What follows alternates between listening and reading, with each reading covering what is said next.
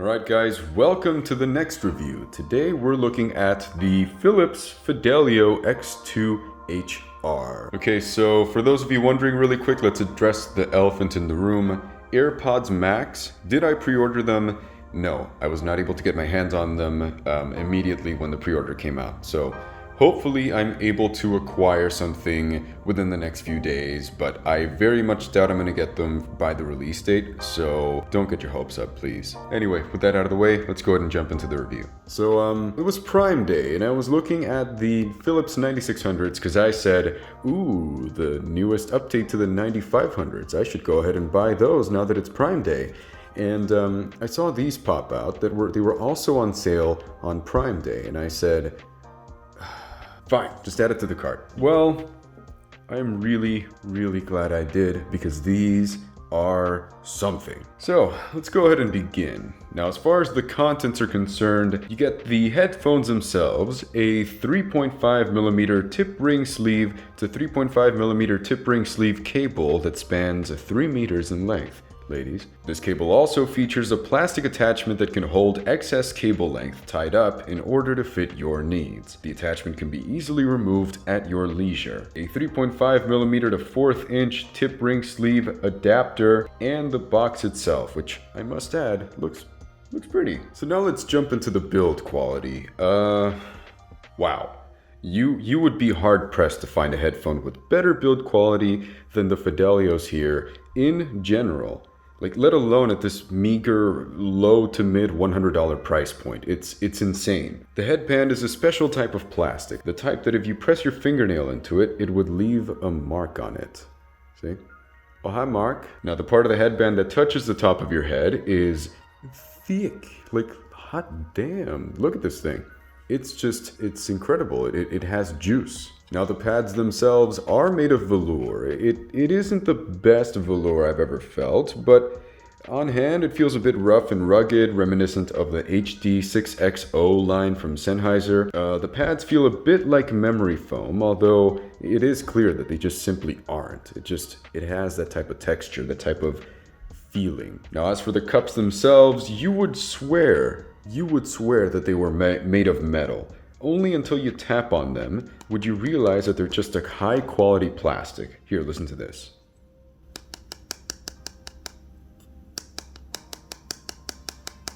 The only metal present in this headphone is in the rods that lie within the outer portion of the headband, allowing for a sturdier finish. The cable itself is made out of a cloth-like material and is quite thick. Although it does kink a bit, I really do think it is among the better quality cables that come with the headphones themselves. Even if those few kinks might be annoying, I'd have confidence that the cable would last you a good amount of time. Now, thankfully, since it is just a 3.5mm entry into the X2HRs, you could swap out the cable for something of higher quality, or even a V-mode of BoomPro for gaming. More on that in the notes and observations portion of the review. Now, as far as comfort is concerned, the type of headband used is a suspension strap style. This means that instead of having to make micro adjustments to each side of the headphone to find your best fit, you simply put them on and they just hang where you need them to. So after wearing these for hours, you'll notice that the majority of the pressure will lie on the sides of your head. Thankfully, it's not that bad. I'd say after about 90 minutes worth of usage, I do find myself having to take them off just for a few seconds to relieve some of the pressure, but then I put it back on, and we're straight. Now, as far as amplification is concerned, on my THX AAA 789, I run these at about 10:30 a.m. on gain 2. On gain 1, I run these at about 1 p.m. Now let's jump into the sound portion. So before we begin, I just want to affirm that the following tests were performed at stock frequencies.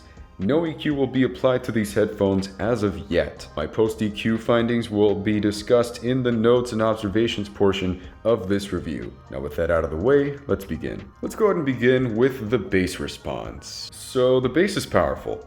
It's definitely forward. The bass response is synonymous with heft and presence.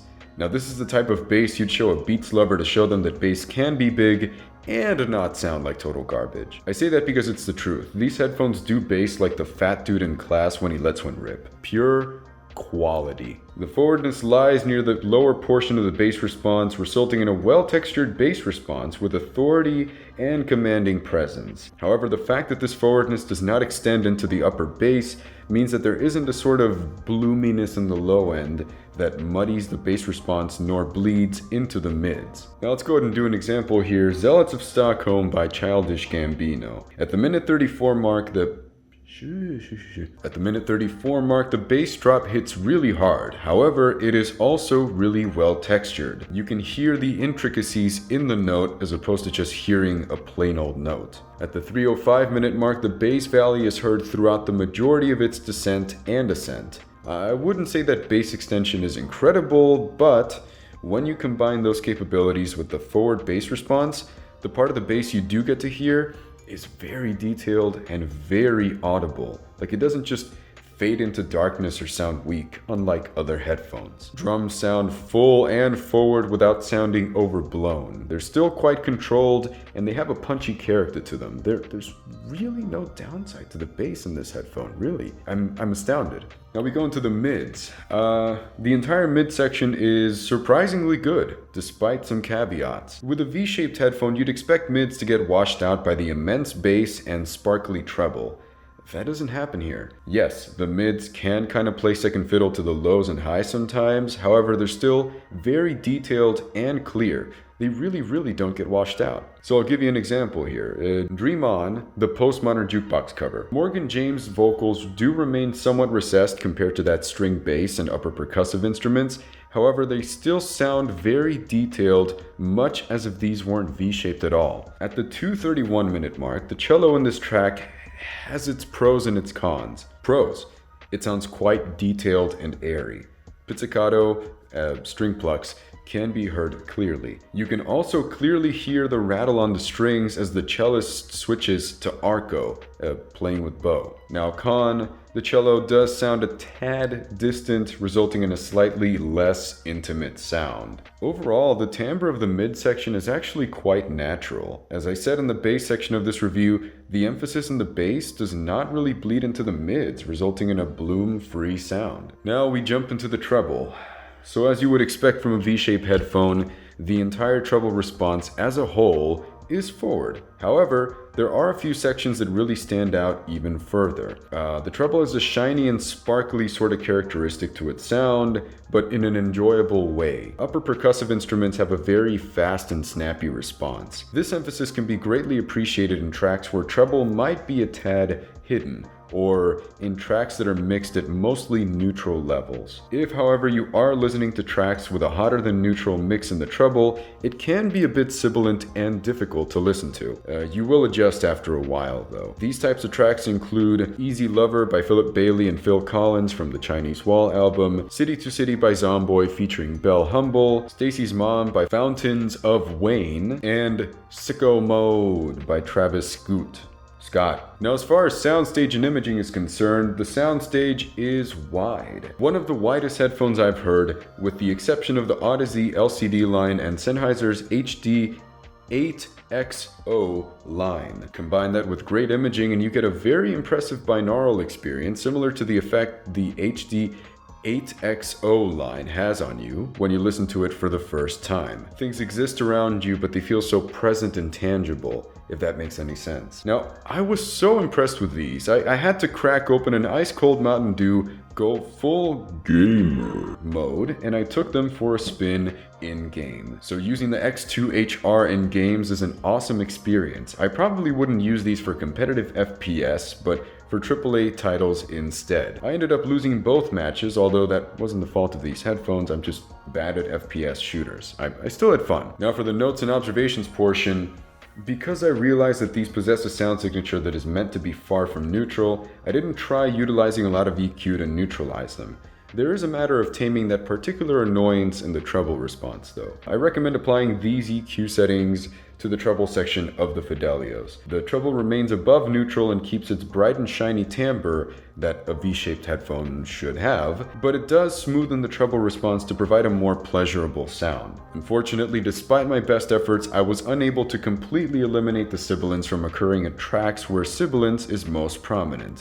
For example, Hazy Shade of Winter by Gerard Way featuring Ray Toro. Fantastic track.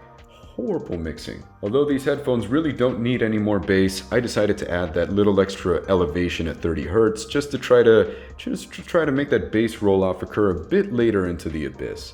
Not necessarily necessary, just like that necessarily, but I figured these are V-shaped, so why not? Go full bass. Another important aspect about the Fidelios is that because of the 3.5mm port, you do have the option of using these with a V-Moda BoomPro mic for gaming or other communication purposes. Simply replace the stock cable with the BoomPro and you're essentially done. As far as the amp termination is concerned, you would require a special amplifier such as the Shitful of 3, Shit Hell, or Mayflower Arc. If you plug the headphone into an amp while plugging the mic into your motherboard or computer case, you might introduce interference and degrade the quality of your recordings. I'm talking about the audio of the mic itself, what you record. So now we arrive at the conclusion. You get a pretty compelling package with the Fidelios, honestly. You get a V-shaped headphone at the lower end of the $100 category that sounds quite clean and detailed while giving you a fun and peppy sound signature. Because of that jankiness in the treble, I personally wouldn't listen to music on these at stock frequencies just because I'd be forced to either EQ the treble or just avoid the track altogether. I honestly have nothing else to say about these. I have few complaints. They wouldn't be my only pair of cans, but I'd keep them around as one of the few flavors to pick from. After all, every now and then it's okay to treat your ears to some delicious wrongfulness. So that's gonna do it for me. Go ahead and like, comment, subscribe. That really helps the channel out. Remember those links? I am an Amazon affiliate, so if you use those links, it gives me some kickback and actually helps out the channel. Go ahead and check out the Patreon. Patreon, you know what it is. You can help me out, you help out the channel. I really appreciate your help. There are some cool bonuses to it, and yeah, these are actually great. So thank you very much for watching this review. I hope this helped your audio purchasing decision, and I'll see you in the next one.